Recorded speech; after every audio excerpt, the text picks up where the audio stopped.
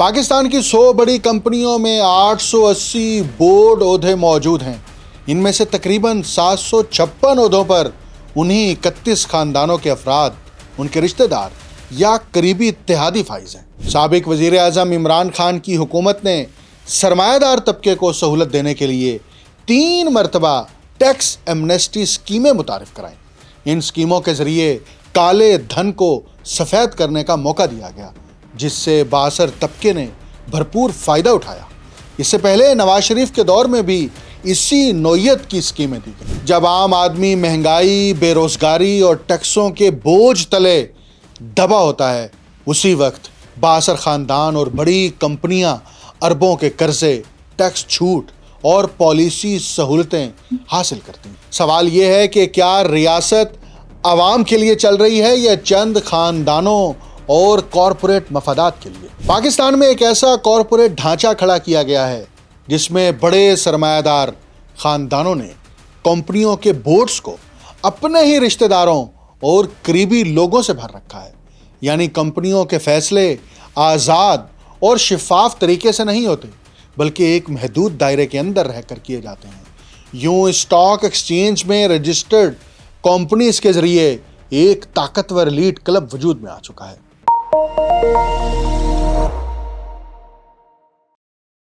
آپ دیکھ رہے ہیں انٹولڈ سٹوری ود ڈاکٹر اکمل سومرو۔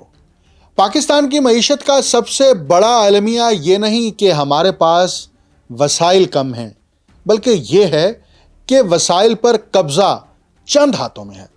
آج بھی ملک کی سیاست اور معیشت ایک ایسے ایلیٹ کلب کے گرد گھوم رہی ہے جہاں کمپنی قوانین، اسٹاک ایکسچینج، ٹیکس ایمنسٹی اسکیمیں اور ریاستی ادارے سب مل کر مراعات یافتہ طبقے کو تحفظ دیتے ہیں۔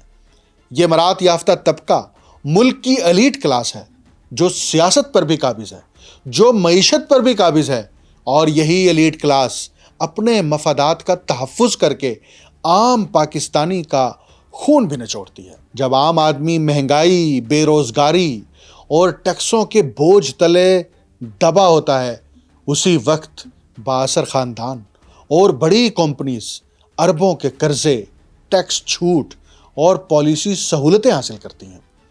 اسٹاک مارکیٹ کے چند پوائنٹس کو قومی ترقی کا نام دے کر کہا جاتا ہے، حالانکہ معیشت کی سمت کا تعین فیکٹریوں، روزگار اور پیداوار سے ہوتا ہے، نہ کہ اشرافیہ کے منافع سے۔ سوال یہ ہے کہ کیا ریاست عوام کے لیے چل رہی ہے یا چند خاندانوں اور کارپوریٹ مفادات کے لیے؟ جب تک اس بنیادی تضاد کو تسلیم نہیں کیا جائے گا، سیاسی بیانیے بدلتے رہیں گے، مگر معاشی ڈھانچہ وہیں رہے گا اور وہی رہے گا۔ آج میں آپ کو پاکستان کی اکانومی پر قابض 31 خاندانوں کی کہانی سناتا ہوں۔ یہ کہانی فرضی نہیں ہے، یہ کہانی گھڑی ہوئی بھی نہیں ہے، بلکہ یہ حقائق پر مبنی تاریخ ہے۔ پاکستان کی موجودہ معاشی بدحالی، غربت، مہنگائی، عدم استحکام اور ایلیٹ خاندانوں کی اجاراداری کو سمجھنے کے لیے میں پہلے آپ کو اس خطے کی گزشتہ 1 صدی کی تاریخ کی طرف لے کر چلتا ہوں۔ نو آبادیاتی دور میں برِ صغیر کی صنعتی ترقی کو جان بوجھ کر روکا گیا۔ برطانوی حکمرانوں نے اس مقصد کے لیے مختلف قوانین بنائے۔ ان قوانین کے ذریعے نہ صرف ہندوستان پر اپنی حکمرانی مضبوط کی گئی، بلکہ چند مخصوص ایلیٹ خاندانوں کے ساتھ اپنے تعلقات کو بھی مستحکم کیا گیا۔ یورپی تجارتی کمپنیز کے ذریعے سیاسی اقتدار قائم کرنے کا آغاز سب سے پہلے ایسٹ انڈیا کمپنی نے کیا۔ اس کمپنی نے تجارت کے نام پر آہستہ آہستہ سیاسی اختیار بھی حاصل کر لیا۔ قومی مالیاتی نظام پر کنٹرول قائم کرنے کے لیے کمپنیوں کو استعمال کیا گیا اور اسٹاک مارکیٹ کو ایک ہتھیار کے طور پر اپنایا گیا۔ اس طرح چند کمپنیز اور خاندانوں کی اجاراداری قائم ہوئی اور سرمایہ دارانہ نظام کو اس خطے میں تقویت ملی۔ برِ صغیر میں کمپنیوں کی رجسٹریشن کے لیے 1913 میں کمپنی ایکٹ نافذ کیا گیا، جو اس نظام کی واضح مثال ہے۔ اس قانون کے تحت کمپنیوں کے ڈائریکٹرز کو بے حد اختیارات دیے گئے۔ یہاں تک کہ انہیں ایک سے زیادہ اور لامحدود کمپنیوں میں ڈائریکٹر بننے کی قانونی اجازت بھی حاصل تھی۔ اس شک کا اصل مقصد یہ تھا کہ یورپی ڈائریکٹرز کی طاقت کو مزید پھیلایا جائے۔ 1911 تک ہندوستان بھر میں 373 جوائنٹ سٹاک کمپنیز کام کر رہی تھیں، لیکن ان کے مرکزی دفاتر یورپ میں تھے۔ دراصل کمپنی ایکٹ انہی غیر ملکی کمپنیوں کے مفادات کے تحفظ کے لیے بنایا گیا تھا۔ تقسیم ہند کے بعد جب پاکستان برطانیہ کی ڈومینین اسٹیٹ بنا تو یہی کمپنی ایکٹ یہاں بھی نافذ کر دیا گیا۔ اسی قانون کے نتیجے میں جنرل ایوب خان کے دور حکومت میں 1968 تک صرف 22 خاندان قومی معیشت پر حاوی ہو گئے۔ ان خاندانوں کی نشاندہی سب سے پہلے ماہر معاشیات محبوب الحق نے 1973 میں لندن ٹائمز میں شائع ہونے والے اپنے مضمون میں کی تھی۔ پاکستان میں جو کمپنی ایکٹ نافذ کیا گیا وہ صرف ایک قانونی دستاویز نہیں تھا، بلکہ اس نے ایسے طاقتور اور بااثر خاندانوں کو جنم دیا جو آہستہ آہستہ سیاست اور معیشت دونوں پر حاوی ہو گئے۔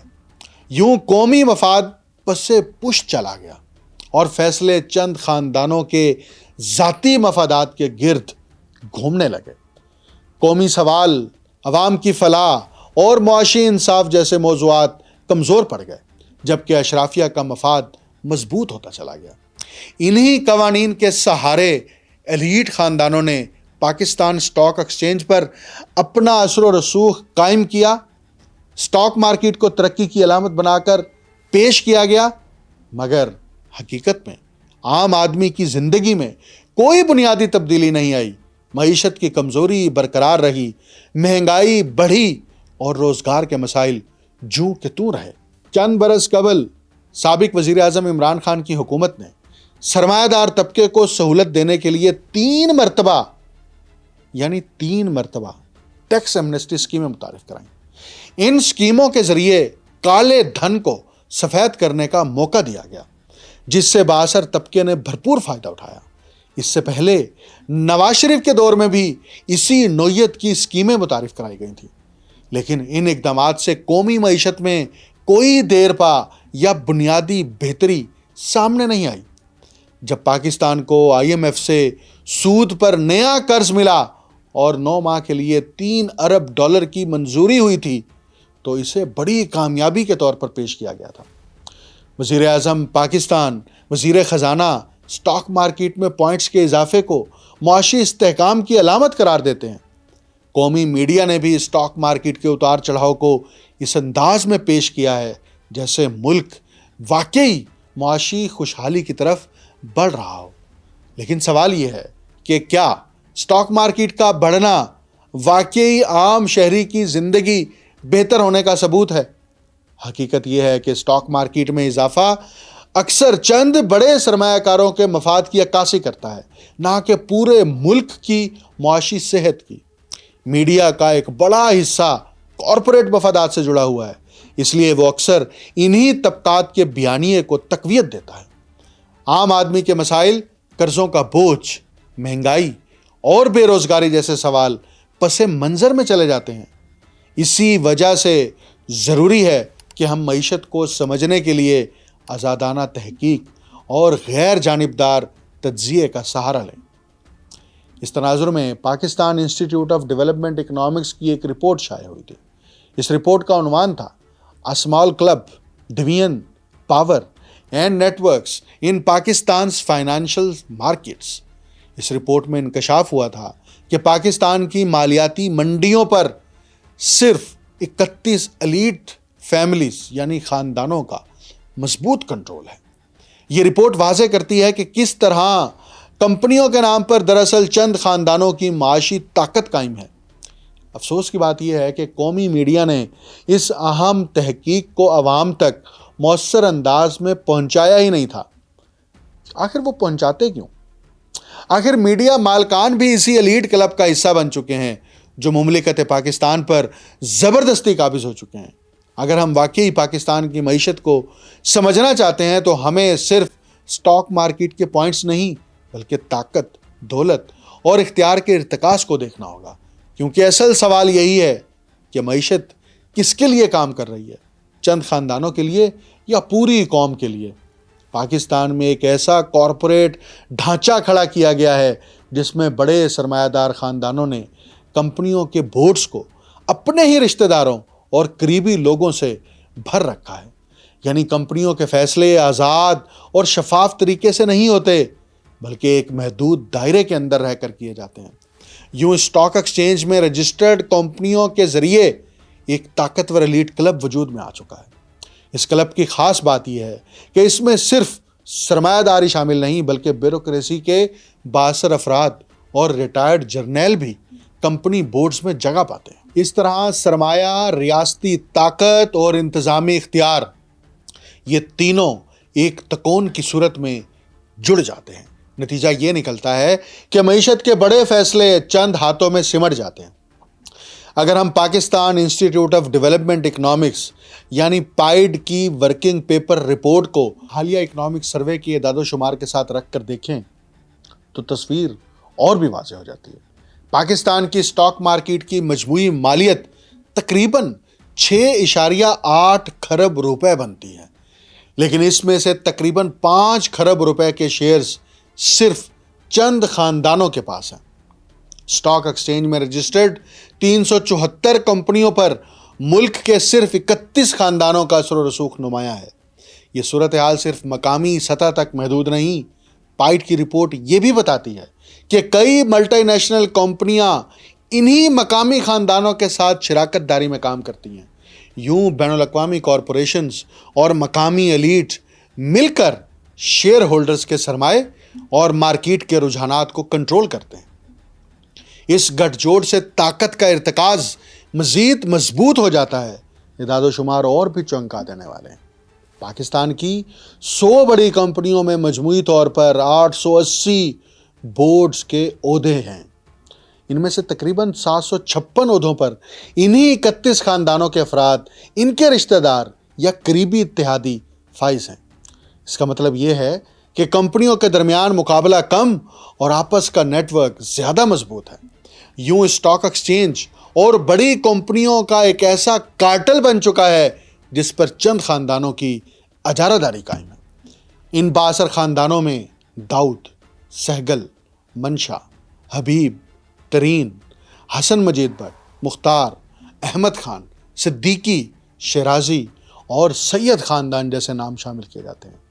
اسی طرح جن بڑی کمپنیوں کا ذکر آتا ہے ان میں Nestle Pakistan, Engro corporations, British American tobacco, Fauji foundation, Philip Morris international K electric, GlaxoSmithKline, united bank limited, MCB bank, Meezan bank, oil and gas development company, lucky cement اور سسٹمز لمیٹڈ جیسی کمپنیاں نمایاں سمجھی جاتی ہیں۔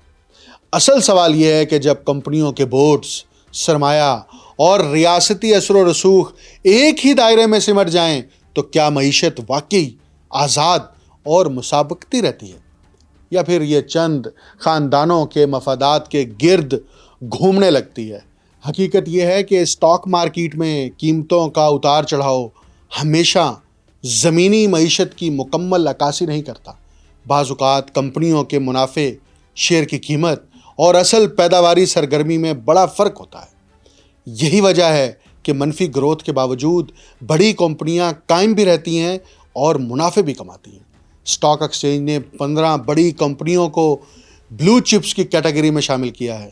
بلو چپس وہ کمپنیاں ہوتی ہیں جن کے شیئرز کی تعداد بہت زیادہ ہوتی ہے اور جنہیں مارکیٹ میں مستحکم اور محفوظ سرمایہ کاری سمجھا جاتا ہے۔ 2023 میں بلو چپس کیٹیگری میں شامل یونیلیور پاکستان فوڈ کے شیئر کی قیمت 17,900 روپے تھی، جو 3 سال میں بڑھ کر 26,999 روپے تک پہنچ گئی ہے، یعنی تقریباً 27,000 روپے کا شیئر ہو گیا ہے۔ جبکہ نیسلے پاکستان کے شیئر کی قیمت 2023 میں 5,017 روپے تھی، جو اب 2026 میں بڑھ کر 8,013 روپے شیئر کی قیمت ہے۔ یہ دونوں کمپنیاں صرف خوراک یا اشیاء صرف تک محدود نہیں، بلکہ اشتہارات کے ذریعے میڈیا پر بھی گہرا اثر رکھتی ہیں۔ کروڑوں روپے کے اشتہاری بجٹ کی وجہ سے الیکٹرانک اور پرنٹ میڈیا ان کے مفادات کے خلاف خبریں دینے میں محتاط رہتا ہے۔ کووڈ وبا کے دوران بھی جب عام کاروبار متاثر ہوئے، انہی کمپنیوں کے منافع میں اربوں روپے کا اضافہ دیکھا گیا۔ اس سے اندازہ ہوتا ہے کہ بحران بھی بعض کارپوریٹ اداروں کے لیے موقع بن جاتا ہے۔ اگر بلو چپس کمپنیوں کے شعبہ جات کو دیکھا جائے تو وہ زیادہ تر 5 سیکٹرز تک محدود ہیں: ٹیکنالوجی اور کمیونیکیشن، شوگر انڈسٹری، بینکاری، ٹرانسپورٹ اور ریل اسٹیٹ۔ یہاں عام سوال یہ ہے کہ کیا یہ شعبے ملک میں صنعتی انقلاب یا جدید پیداواری ترقی کی بنیاد بن رہے ہیں، یا یہ زیادہ تر مالیاتی اور تجارتی سرگرمیوں تک محدود ہے؟ اعداد و شمار یہ بتاتے ہیں کہ سرمایہ کاری کا بڑا حصہ ایسے شعبوں میں جا رہا ہے جہاں حقیقی صنعتی وسعت یا ٹیکنالوجی کی بنیاد پر پیداواری ڈھانچے کو مضبوط نہیں کرتے۔ اس کا نتیجہ یہ نکلتا ہے کہ معیشت میں دولت تو پیدا ہوتی ہے، مگر اس کے ثمرات وسیع پیمانے پر معاشرے تک منتقل نہیں ہوتے۔ روزگار، ہنرمندی اور مقامی صنعت کو وہ تقویت نہیں ملتی جس کی ضرورت ہے۔ ایک اور اہم پہلو یہ ہے کہ بڑی کمپنیوں کے بورڈز اور ڈائریکٹرز زیادہ تر خاندانی یا محدود نیٹ ورک سے تعلق رکھتے ہیں۔ وہ مالیاتی تکنیکوں کے ذریعے منافع کو کم یا زیادہ ظاہر کرنے کی صلاحیت رکھتے ہیں۔ بعض اوقات نقصان دکھا کر ٹیکس میں ریلیف لیا جاتا ہے، جبکہ اصل منافع مختلف ذرائع سے برقرار رہتا ہے۔ نتیجہ یہ نکلتا ہے کہ اسٹاک مارکیٹ کی چمک دمک کو اگر معیشت کی مکمل تصویر سمجھ لیا جائے تو ہم غلط فہمی کا شکار ہو سکتے ہیں۔ اصل سوال یہ ہے کہ سرمایہ کاری کس سمت جا رہی ہے؟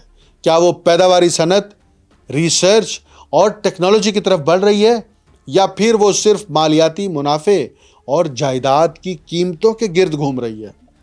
دوسری طرف اگر ہم غیر پیداواری معاشی ڈھانچے کو دیکھیں تو اس میں صرف سرمایہ دار طبقہ ہی نہیں بلکہ ریاستی ادارے بھی کردار ادا کر رہے ہیں۔ Securities and exchange commission of Pakistan کا کام یہ ہے کہ وہ کمپنیوں کی رجسٹریشن اور نگرانی کو شفاف اور مؤثر بنائے، مگر گزشتہ ایک سال میں 21,117 نئی کمپنیاں کارپوریٹ سیکٹر میں رجسٹرڈ ہوئیں، جن میں بڑی تعداد ریل اسٹیٹ اور کنسٹرکشن سے وابستہ ہے۔ یہاں سوال یہ ہے کہ کیا یہ سرمایہ کاری صنعتی پیداوار، ٹیکنالوجی، ایکسپورٹس یا مینوفیکچرنگ میں کی جا رہی ہے، یا زیادہ تر زمین، پلاٹ اور ہاؤسنگ اسکیموں میں گردش کرتی رہی ہے؟ پاکستان اسٹاک ایکسچینج میں رجسٹرڈ 525 کمپنیوں کی مجموعی مارکیٹ کیپٹلائزیشن $64 ارب ہے۔ یہ 2025 کی رپورٹ ہے۔ جب ہم بڑی ہاؤسنگ سوسائٹیوں میں پلاٹوں کی قیمتیں دیکھتے ہیں تو اندازہ ہوتا ہے کہ اصل سرمایہ کہیں زیادہ ہے، لیکن وہ مکمل طور پر ظاہر نہیں کیا جا رہا۔ اس کا مطلب یہ ہو سکتا ہے کہ حقیقی آمدن اور سرمایہ کی مکمل تفصیلات سامنے نہیں لائی جاتی۔ اس صورتحال میں معیشت کا بڑا حصہ حقیقی پیداوار کے بجائے زمین اور جائیداد کی خرید و فروخت پر مبنی ہو جاتا ہے۔ اس سے واقعی منافع تو پیدا ہوتا ہے، مگر صنعتی ترقی، روزگار کے مواقع اور ٹیکنالوجی کی پیش رفت محدود رہتی ہے۔ یوں معیشت مضبوط بنیادوں پر کھڑی نہیں ہو پاتی۔ اگر پاکستان کی معاشی شہرک کو محفوظ بنانا ہے تو محض قرضے لینے یا اسٹاک مارکیٹ کے پوائنٹس بڑھنے سے کام نہیں چلے گا۔ بنیادی اصلاحات کی ضرورت ہے۔ کمپنی قوانین پر نظر ثانی، اسٹاک ایکسچینج کے ضابطوں میں شفافیت اور security exchange commission of Pakistan کے ریگولیٹری فریم ورک کو جدید تقاضوں کے مطابق بنانا ناگزیر ہے۔ نوآبادیاتی دور کے قوانین کو جوں کا توں برقرار رکھنے سے طاقت کا ارتکاز ختم نہیں ہوگا۔ اسی تناظر میں پبلک اکاؤنٹس کمیٹی کی ابتدائی تحقیقات میں یہ سوال بھی اٹھا کہ چند بااثر کمپنیوں کو اربوں ڈالر کے قرضے کس بنیاد پر دیے جاتے ہیں، لیکن معاملات کی تہہ تک پہنچنا آسان نہیں، کیونکہ اب بھی 1924 کا آفیشل سیکرٹ ایکٹ جیسے قانون معلومات تک رسائی کو محدود کرتے ہیں۔ یہ قوانین نوآبادیاتی دور کی یادگار ہیں، مگر آج بھی طاقتور حلقوں کو تحفظ فراہم کرتے ہیں۔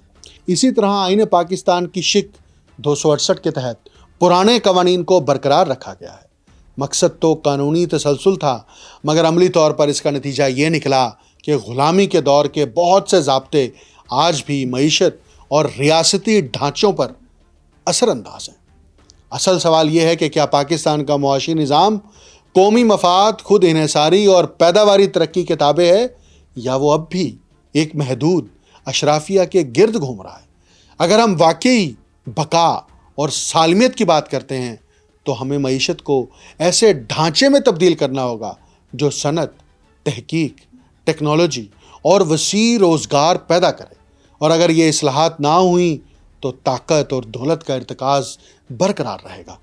آزاد منڈی کے نام پر وہی طبقات فائدہ اٹھاتے رہیں گے، جبکہ عام آدمی مہنگائی، قرض اور غیر یقینی صورتحال سے دوچار رہے گا۔ اگر ہم واقعی بقا اور سالمیت کی بات کرتے ہیں تو ہمیں معیشت کو ایسے ڈھانچے میں تبدیل کرنا ہوگا جو صنعت، تحقیق، ٹیکنالوجی اور وسیع روزگار پیدا کرے، اور اگر یہ اصلاحات نہ ہوئیں تو طاقت اور دولت کا ارتکاز برقرار رہے گا۔ آزاد منڈی کے نام پر وہی طبقات فائدہ اٹھاتے رہیں گے، جبکہ عام آدمی مہنگائی، قرض اور غیر یقینی مستقبل کا بوجھ اٹھاتا رہے گا۔ مجھے ڈاکٹر اکمل سومرو کو اجازت دیجیے۔ اللہ حافظ۔